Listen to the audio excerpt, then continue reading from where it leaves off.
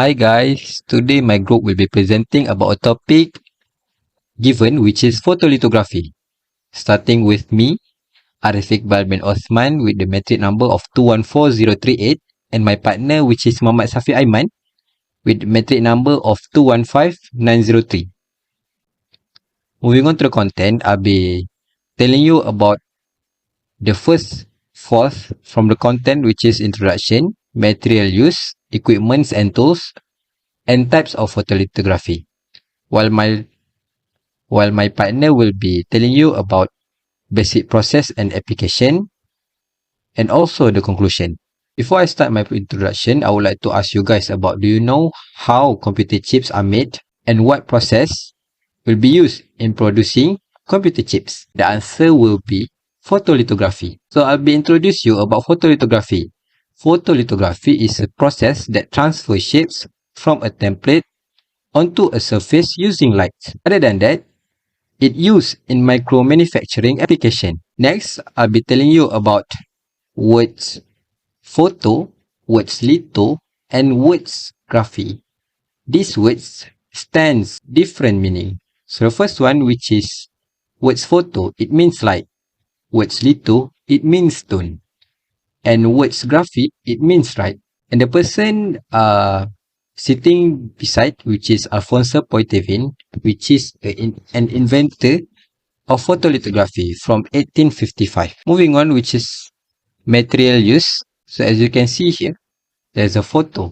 So I'll be telling you 4 basic components in photolithography starting from the up to the bottom. For the first one, which is photomask. The second ones, which I pointed there, it is photoresist. The third one, which is chemicals utilized, and the last one, which is the bottom one, which is substrates. In equipments and tools, I'll be phrasing more about material use. So as you can see here, there's 4 basic components in photolithography, which is the first one is photomask. What's the function of photomask? It is to produce integrated circuit, which is IC, by producing pattern on a thin wafer, such as silicon. Second one, which is photoresist.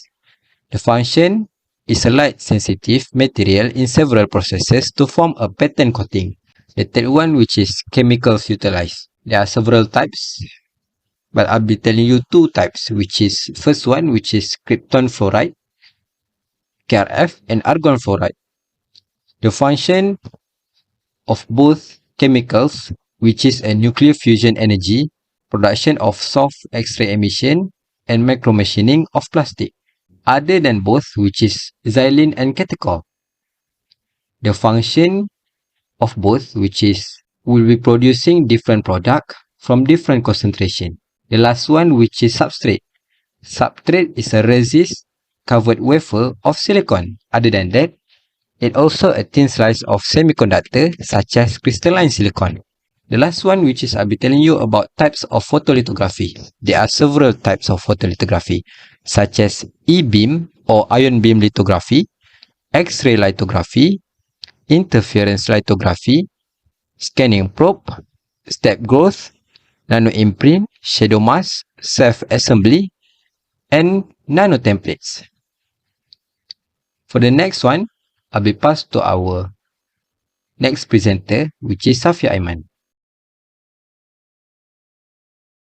In this part, I will be explaining about the basic process and applications of photolithography. In achieving higher resolution of lithography, a light source with shorter wavelengths is used, and commonly a mercury vapor arc lamp will be used. However, in some advanced productions, a certain light or lasers will be used. The condenser lens then is used to concentrate or to focus the light sources, while photomask is an opaque plate with transparent design to allow the focused light sources to shine through with the intended design. Same with the condenser lens, the projection lens is used to give a high resolution of the pattern of the focused light source onto the photoresist coated water. Water is placed between the projection lens and photoresist because water has a higher refractive index than air, giving higher numerical aperture of the lens and causing a higher resolution projection on the photoresist. Photoresist, on the other hand, is a polymeric material whose solubility can be changed depending on the light and is divided into positive and negative photoresist. Positive photoresist is soluble with light exposure and the opposite for negative photoresist. Both of these photoresists will be used depending on which application is being selected. Photoresist-coated wafer will undergo several steps before being used. The first one is the pre-bake process or spinning coating for the conversion of liquid gas resist into a solid film. Then, the wafer will be exposed to the ultraviolet light sources and dissolve the highly soluble region to increase the mechanical structure. And lastly, etching and cleaning will be done. Once the photoresist-coated wafer is ready, the fabrication of photolithography can begin by preparing the substrate by cleaning the silicon wafer and applying various layers to create a base. After preparing the substrate, apply a thin layer of photoresist-coated wafer after spinning coating. In mask alignment, a photomask which contains the desired pattern is aligned over the photoresist. Now, we will expose the substrate with the ultraviolet light so that the solubility of the exposed region will become higher. Then we dissolve the higher soluble region and etch the silicon underneath them. For positive photoresist, the exposed area becomes soluble and will be removed, and after that, we can remove the photoresist. Second layer can be done when a layer of silicon dioxide is applied on edged wafer, and the same step will be repeated for the second layer. After the second layer is done, silicon dioxide can be removed and cleaning or further processing can be done.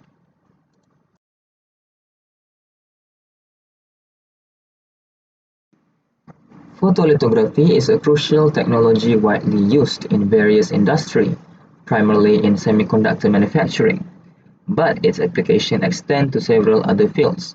Here are some key applications. The first one is in terms of semiconductor industry. Photolithography is the fundamental process used to create integrated patterns on semiconductor wafers to produce integrated circuits (IC). It is also used in display technology such as liquid crystal displays (LCDs). Photolithography is used to create the thin film transistor TFTs that control pixels in LCD screens. In biotechnology, photolithography techniques are used to create the array patterns on chips for genetic research, diagnostics, and drug discovery.